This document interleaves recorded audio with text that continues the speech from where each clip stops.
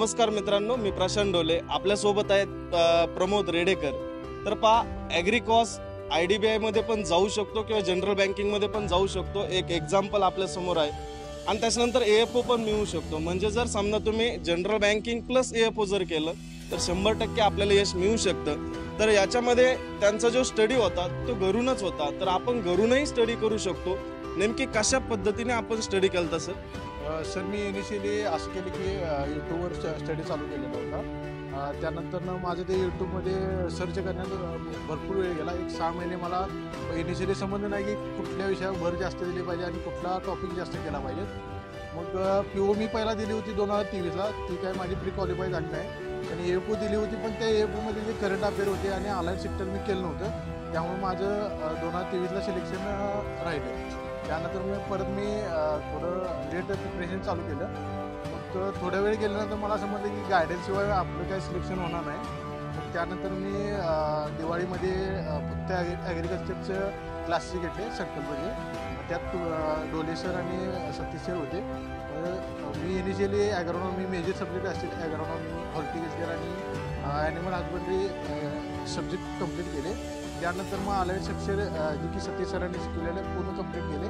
मग त्यानंतर current अफेअरच्या notes जे काही सर PPT वगैरे घेत असेल ते मी हँड रिटन लिहून ठेवत असेल आणि डेली काय मागे शिकवलं असेल ते डेली रिव्हिजन करत असेल. त्यानंतर मग मी टेस्ट चालू केल्या द्यायला. इनिशियली थोडा स्कोर माझा कमी यायला लागला, पण त्यानंतर स्कोर इन्क्रीमेंट व्हायला लागली आणि शेवटला जाऊन माझे करंट अफेअर जे लास्ट इयरला कंप्लीट व्हायला नव्हते ते स्कीम वगैरे माझ्या कंप्लीट झाल्या आणि माझा स्कोर असा स्टेबल यायला लागला जो की 40 अबोव किंवा 40पर्यंत यायला लागला.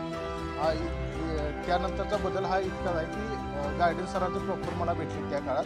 त्यामुळे मला त्यांनी जे मेन्शन केलेला एक मुद्दा ते म्हणजे काय, AFOसाठी फक्त आणि फक्त मेजर सब्जेक्ट महत्त्वाचे असतील असं नाही आहे. जे की आपल्या तिथं मायनर सब्जेक्ट सतीश सर पण घेतात. म्हणजे जे मायनर सब्जेक्टवरती सुद्धा आपण पेपर एक अतिशय महत्त्वाचा असतो, कारण पेपर निघण्यासाठी हे जे मायनर सब्जेक्ट असतील ते महत्त्वाचे. मला फक्त एवढं सांगायचं की ज्यावेळेस ॲग्रिकल्चर होतं त्यावेळेस मुलांचा फोकस हा फक्त AFO असतो.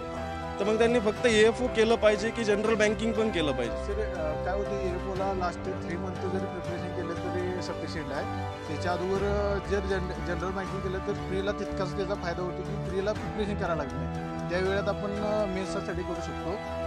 मी ज्यावेळेस प्री दिली होती तेव्हा कटअप लागला होता 38चा. मला क्वांटलाच 38 मार्क होते.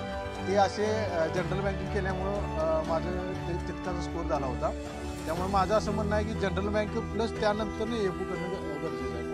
म्हणजे याच्यातून एक मेसेज त्यांना असा द्यायचा आहे की जनरल बँकिंग प्लस AFO असं दोन्ही केलं पाहिजे, जेणेकरून आपण फक्त एका पेपरवरती डिपेंड राहिल्यानंतर आपलं सिलेक्शन जाऊ शकतं. त्याच्यानंतर सतीश सर, सर्वप्रथम तर तुमचं अभिनंदन. ज्या विद्यार्थ्यांचं यावर्षी सिलेक्शन झालं नाही किंवा जे सध्या प्रिपरेशन करतायत तर अशा विद्यार्थ्यांना तुम्ही काय सांगू इच्छिता? सर मला एक असं सांगायचं आहे की ह्यावेळेस जो पेपर होता तो तितकाचा मागच्या वर्षीपेक्षा डिफिकल्ट नव्हता, सिम्पल लँग्वेज होता. पण मुलांना काय केलं होतं, डिटेलिंग तेवढं केलं नव्हतं. जसं की आता सरांनी शिकवलेलं टी लिपवर कर्लवर क्वेश्चन पडला होता, ते सरांनी डिटेलमध्ये शिकवलं होतं. त्याचं जे प्रोसिंग जे काय होतं ते मी गुगलला पण सर्च केलं होतं नेमकं काय असेल. तो जो क्वेश्चन पेपरला आला त्यावेळेस मी बाकी काय विचार केला नाही. पण इतर मुलांना कन्फ्युजन झालेलं की आरिकानड येईल का TEमध्ये. पण जे मी डिटेलिंग केलं होतं त्याच्यामुळे थोडासा मला फायदा झाला. क्वेश्चन असं नसते की 1 लाईनर आल्यात म्हणजे सोपं असेल असं काय नाही. पण डिटेल ज्या विद्यार्थ्यांना माहीत असेल ते होऊन जातं. आणि एक सरांनी क्वेश्चन शिकवला होता करंट अफेअरचा, जो की कुणाला आलं नव्हता. 60%चा हे होता त्याला. तो सर मी सोडवला होता, तो माझा करेक्ट होता. मी पण इकडे म्हणजे क्वेश्चन बाकी न बघता ऑप्शन डायरेक्ट मी 60% क्लिक केलं होतं त्या याला. आणि या ठिकाणी आपल्यासमोर एक जिवंत उदाहरण आहे की जे ॲग्रिकल्चर ग्रॅज्युएट्स आहेत तर ते सुद्धा जनरल बँकिंगच्या पोस्ट काढू शकतात, ते सुद्धा IDBI मध्ये जाऊ शकतात.